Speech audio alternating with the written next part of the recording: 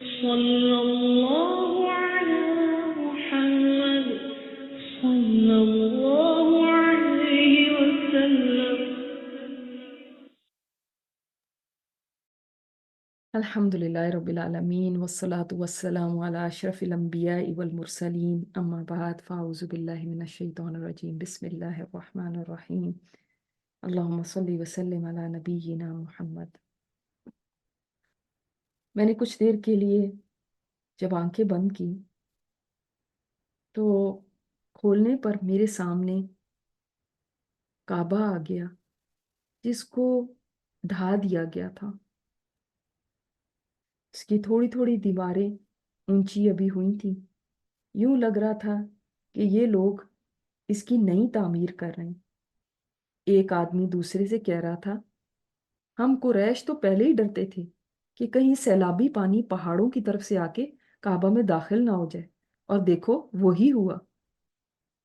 اب کہ ہمیں مضبوط اور بلند دیواریں بنانی ہوں گی تاکہ دوبارہ ایسا نہ ہو، اور اوپر چھت بھی ڈالنی چاہیے۔ یہ شاید کوئی سردار تھا۔ وہ پھر بولا، اس دفعہ ہم دروازہ بھی اونچا کریں گے اور اس کو تالا بھی لگایا جائے گا تاکہ بیت اللہ میں جانے کی اجازت دیکھ کے دی جائے اور ہر ایرا غیرہ اندر نہ جا سکے۔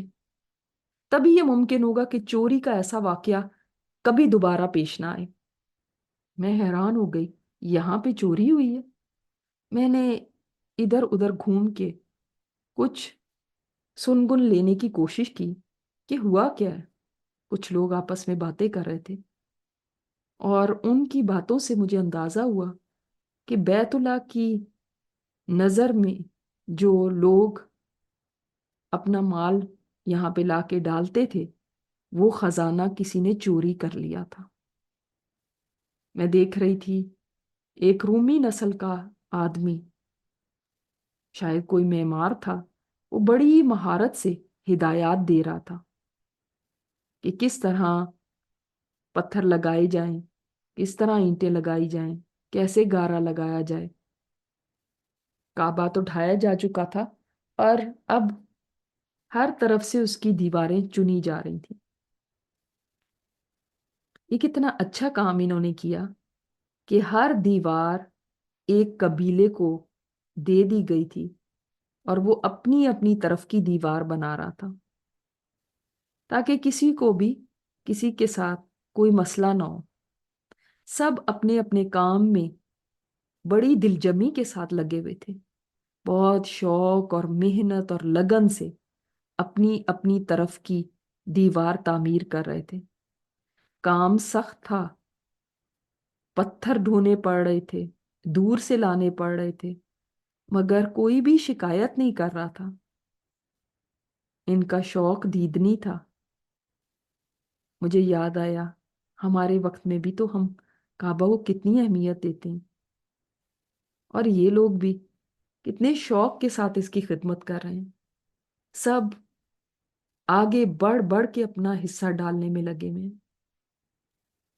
میں نے دیکھا میرے پیارے نبی اور ان کے چچا عباس بھی پتھر ڈھو ڈھو کے لا رہے ہیں۔ اچانک ایک طرف ایک شور اٹھا، کوئی ہنگامہ کھڑا ہو گیا تھا یا کوئی لڑائی ہو رہی ہے۔ میں نے آگے بڑھ کے دیکھا، حجر اسود چونکہ کونے میں تھا تو دونوں طرف کے لوگ، دونوں قبائل اپنی اپنی طرف کی دیوار اونچی کر کے وہاں تک پہنچ گئے تھے، اور ہر کوئی اب یہ چاہتا تھا کہ حجر اسود وہی لگائے۔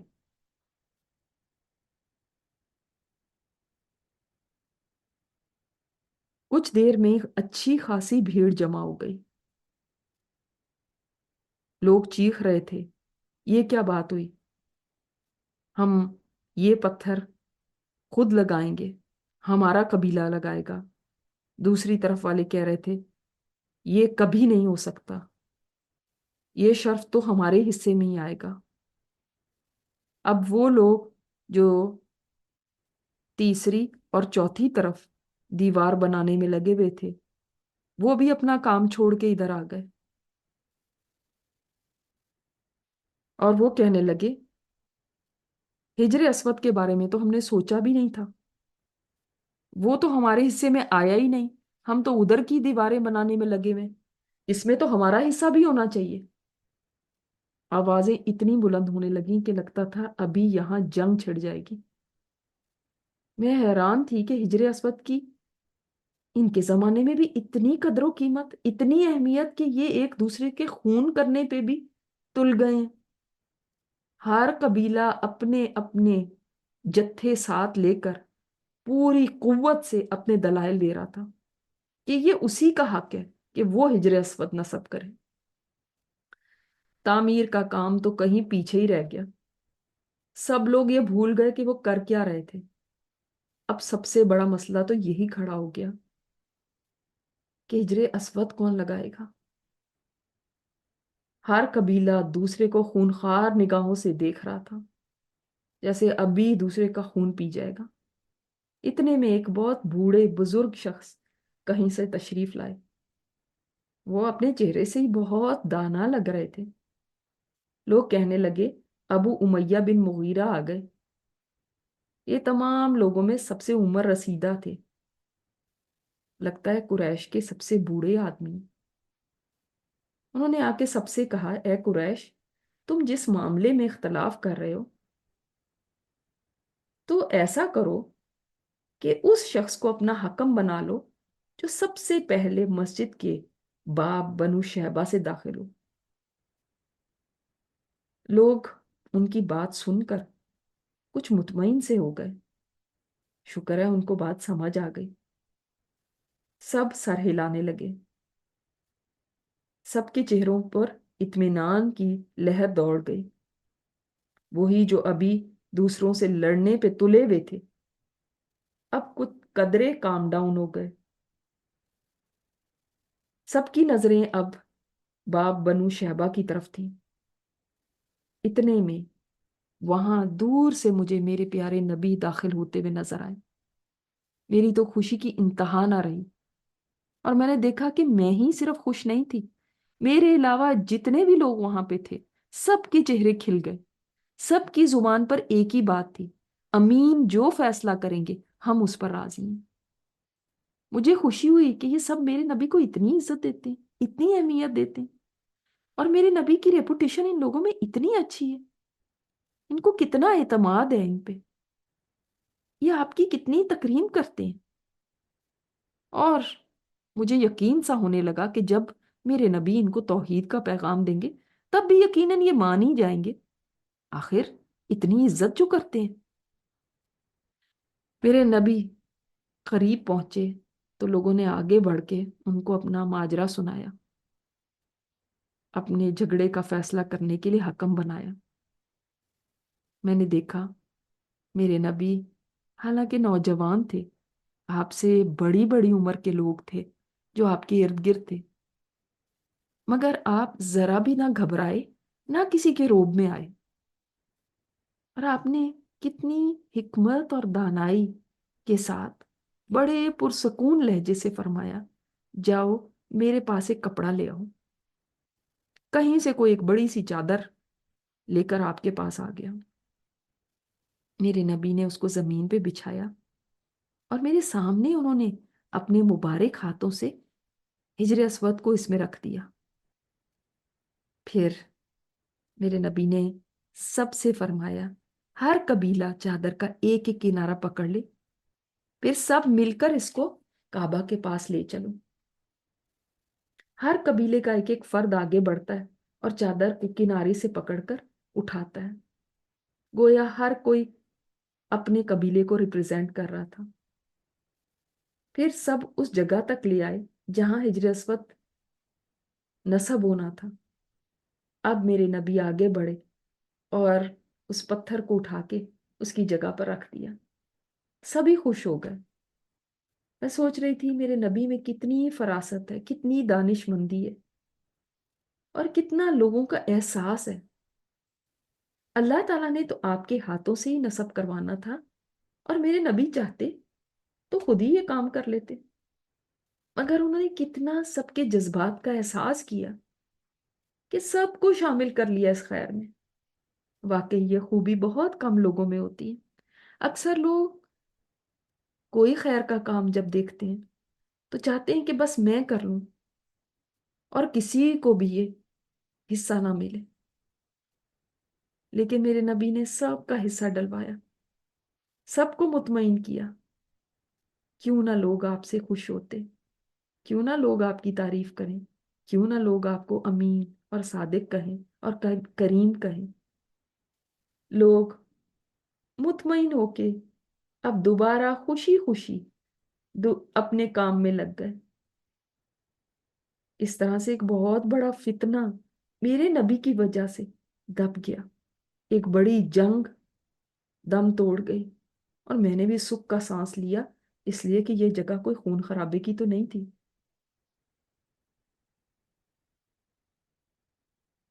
میں اب وہاں سے روانہ ہو گئی۔ راستے میں مجھے ایک آدمی نظر آیا جو لوگوں کو بت پرستی سے منع کر رہا تھا۔ وہ کہہ رہا تھا، لوگوں، تم میں سے کوئی ایک بھی ابراہیم کے دین پہ نہیں ہے سوائے میرے، تم سب یہ دین چھوڑ چکے ہو، میں نے تم لوگوں کا دین چھوڑ دیا ہے اور ابراہیم اور اسماعیل علیہ السلام کے دین کی پیروی کرتا ہوں۔ وہ بت نہیں پوجتے تھے، میں انتظار میں ہوں ایک نبی کے آنے کا، اور وہ اولاد اسماعیل میں سے ہوگا، مگر مجھے لگتا ہے کہ میں اس کے وقت کو پا نہ سکوں گا۔ ہاں، یہ ضرور ہے کہ میں اس پر ایمان لاتا ہوں، اس کی تصدیق کرتا ہوں، گواہی دیتا ہوں کہ وہ اللہ کے سچے نبی ہیں۔ پھر وہ شخص بڑی لجاجت سے ہاتھ اٹھا کر کہنے لگا، اے اللہ، میں اگر تیری عبادت کا کوئی بہترین طریقہ جانتا ہوتا تو میں اس طرح تیری عبادت کر لیتا، لیکن مجھے علم نہیں ہے۔ پھر اس نے اپنی ہتھیلیاں زمین پہ رکھی اور سجدہ ریز ہو گیا۔ میں دیکھ رہی تھی، لوگ اس کی طرف زیادہ توجہ نہیں کر رہے تھے، اس کی باتوں کو کوئی خاص اہمیت نہیں دے رہے تھے۔ ایک نوجوان نے گزرتے ہوئے اس کی بات سننے کے لیے کھڑے ہونا چاہا تو اس کے دوست نے اسے کہا، یہاں رکنے کی ضرورت نہیں، آگے چلو، اس کی تو روز کی یہی کہانی ہے، سر پھر آئے، لوگوں کو ایسے ہی کہتا رہتا ہے۔ وہ حیران ہو کے بولا، اچھا کون ہے یہ؟ یوں لگتا تھا کہ شاید یہ شخص یہاں پہ نیا ہے۔ دوسرے نے اسے کہا، یہ زید بن عمر بن نفیل ہے، اس کے جیسے چند اور سرپھرے بھی مکہ کی بستی میں موجود ہیں، وہ بھی اسی قسم کی باتیں کرتے ہیں، اور یہ تو ہمارے خداؤں کی قربانی والا گوشت بھی نہیں کھاتا۔ عقل ماری گئی ہے اس کی۔ میں چپکے سے کھڑی ان کی باتیں سن رہی تھی۔ ایسے شرک کے اندھیرے میں بھی کوئی ہے جو حق کی بات کرنے والا ہے۔ واقعی جس کو اللہ تعالیٰ ہدایت دے دے اس کو کوئی گمراہ نہیں کر سکتا۔ واقعی ایسے معاشرے میں بھی اللہ تعالیٰ نے ایسے لوگوں کو رکھا ہوا ہے جو توحید کی بات کرنے والے ہیں۔ وہ شخص اپنی باتیں بولتا جا رہا تھا، اس کو پرواہ نہیں تھی کوئی سن رہا ہے یا نہیں۔ وہ کہہ رہا تھا، لوگوں، اپنی بیٹیاں زندہ دفن نہ کرو، مجھے دے دو، میں ان کو پال لوں گا۔ میں نے سوچا، میرے پیارے نبی اسی معاشرے میں اس کے سامنے گھوم پھر رہے ہیں، مگر اس کو معلوم نہیں کہ یہ ہیں وہ آخری نبی جن کے انتظار میں وہ ہے۔ ابھی تو میرے نبی کو خود بھی معلوم نہیں کہ وہ نبوت کی معراج پانے والے ہیں۔ میں نے پھر کچھ دیر کے لیے آنکھیں بند کی۔ اب جب کھولا تو خود کو خدیجہ کے گھر میں پایا۔ ننھے ننھے بچے ادھر ادھر کھیل رہے تھے۔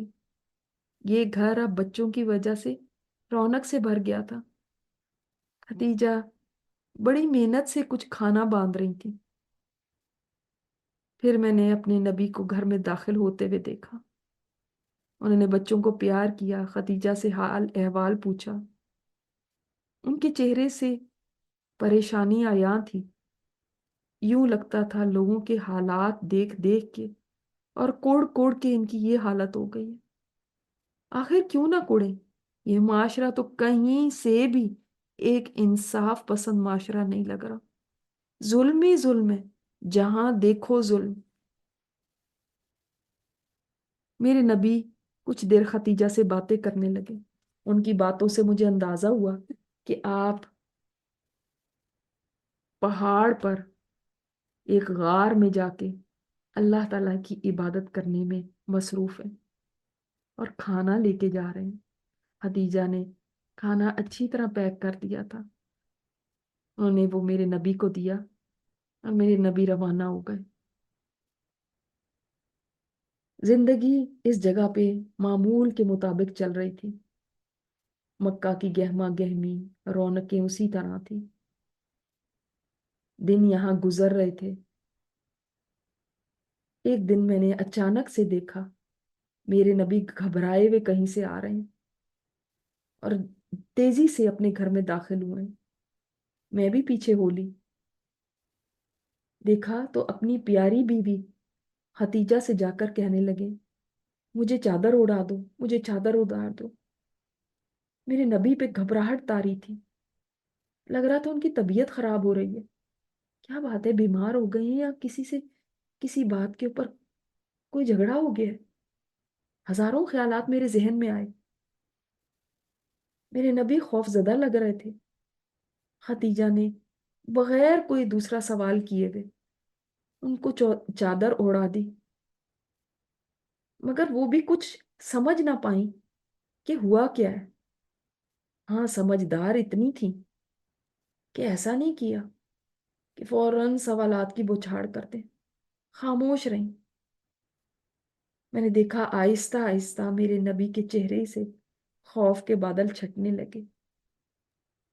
آپ کچھ افاقہ محسوس کرنے لگے. خدیجہ کا کتنا تحمل تھا.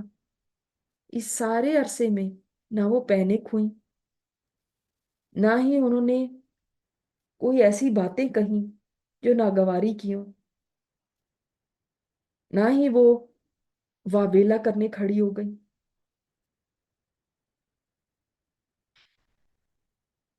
میں نے سوچا اگر میرے ہاں کی خواتین خدیجہ کی جگہ ہوتی تو نہ جانے کیا کیا کہتی.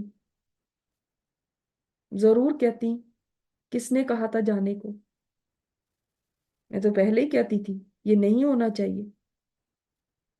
میں خود کو بھی اب اس پوزیشن میں رکھ کر سوچ رہی تھی، اگر میں یہاں ہوتی تو کیا میں اتنا ضبط کر سکتی تھی؟ یہ خدیجہ کا ہی حوصلہ تھا. خاموشی سے میرے نبی کے پاس بیٹھی ہوئی تھی، ان کو دلاسا دینے کی کوشش کر رہی تھی. آہستہ آہستہ جب میرے نبی کا خوف کچھ دور ہوا اور وہ کچھ بولنے کے قابل ہوئے، تب انہوں نے خود ہی بتانا شروع کیا کہ غار میں ان کے ساتھ کیا ہوا ہے، اور وہاں ایک فرشتہ آیا جس نے ان کو بھینچا ہے اور کچھ پڑھنے کو کہا ہے. آخر میرے نبی نے فرمایا، مجھے اپنی جان کا ڈر ہے. میں نے دیکھا خدیجہ بڑے تحمل کے ساتھ ان کی ساری بات سنتی رہی، ذرا بھی گھبرائی نہیں.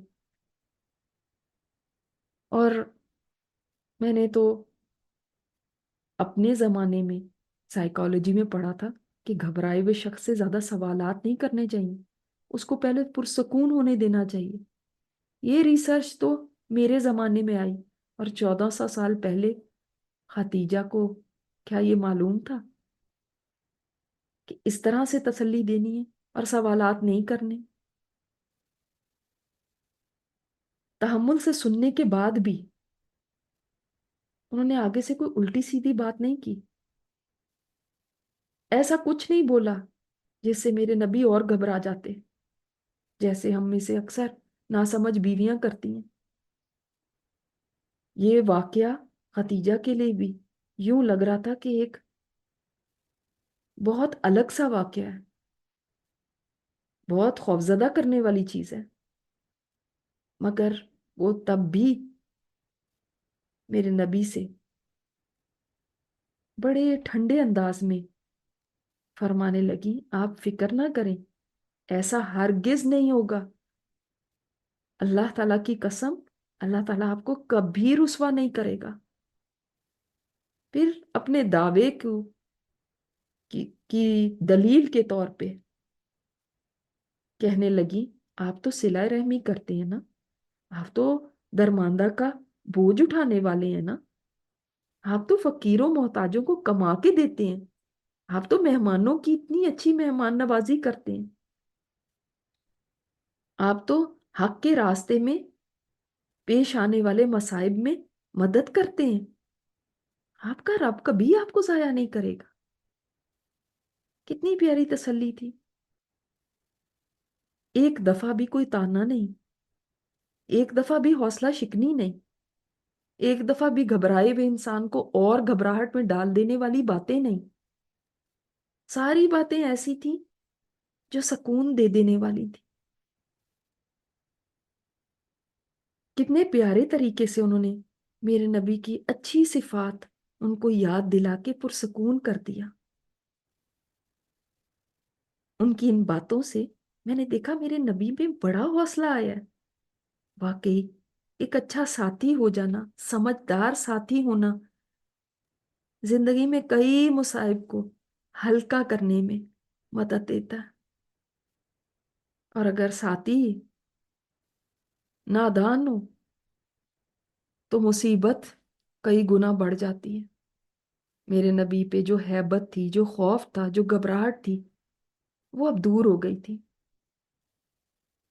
یوں لگتا تھا کہ جیسے کسی نے مرہم رکھ دیا ہو۔ اور مجھے یہ بھی لگ رہا تھا کہ میرے نبی کو وہم و گمان میں بھی نہیں تھا کہ ان کے پاس اللہ کا کوئی پیغام آنے والا ہے، جبھی تو وہ اتنا گھبرا گئے تھے۔ وہ ایسی کوئی امید نہیں رکھتے تھے کہ ان کے ساتھ یہ سب ہو جائے گا۔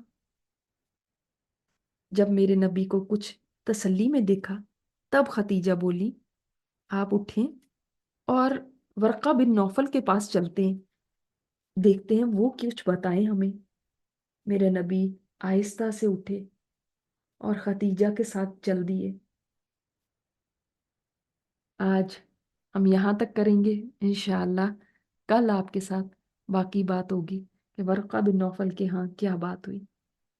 اللہ تعالیٰ ہمارا یہ بیٹھنا قبول فرمائے۔